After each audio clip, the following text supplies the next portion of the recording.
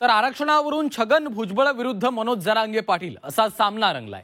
छगन भुजबळांनी केलेल्या आरोपांना आता जरांगेंनी उत्तर दिलंय। भुजबळ मागास आहेत का असा सवाल जरांगेंनी उपस्थित केलाय। भुजबळ ओबीसी आणि मराठ्यांमध्ये वाद लावण्याचं काम करतायत असं जरांगेंनी म्हटलेलं आहे।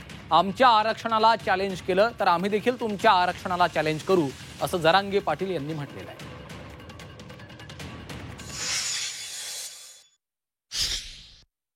मंत्रिमंडळ आहे का? तुला नाही विचारलं मग लगेच लयच मानापानाला हापापल्याला ती कसलं जन्मलं कसलं असलं नाही। ओबीसीत इतकी घाण जन्मली की सगळं ओबीसीचं वाटोळं करायला लागला, जाती जातीचा वाद लावला। तुला विचारलं तरच का तू एकटा मंत्रिमंडळ म्हणजे तू आहे का? बाकीच्यांना काय, बाकीच्यांनी कॅबिनेट मिनिस्ट्री चालवलं नाही का कधी? त्यांना कायद्याचं संविधानाचं काय माहिती नाही का?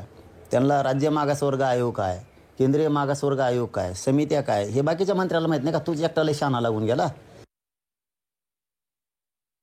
आणि तू काय कमी का पुढारलेला? तू पण पुढारलेला आहे। तो या जमिनी तर सगळ्या प्रत्येक गावाला शेजारीच मळेच आहेत तुमचे। मग किती जाती दाखवायच्या? त्याला एक तर अक्कलीचं नाही राहिला भाग।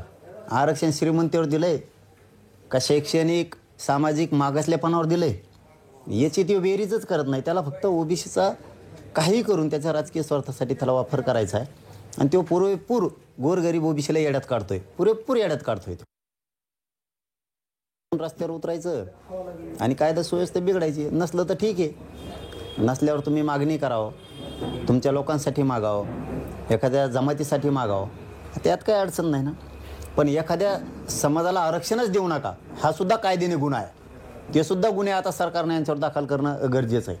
ह्या छगन भुजबळवर गोरगरीब ओबीसींना विनाकारण भडकितो आणि जातीय तणाव मराठा ओबीसी लावतो। तो एखाद्या जातीला आरक्षण देऊ नये ही सुद्धा कायद्यानं गुन्हा आहे।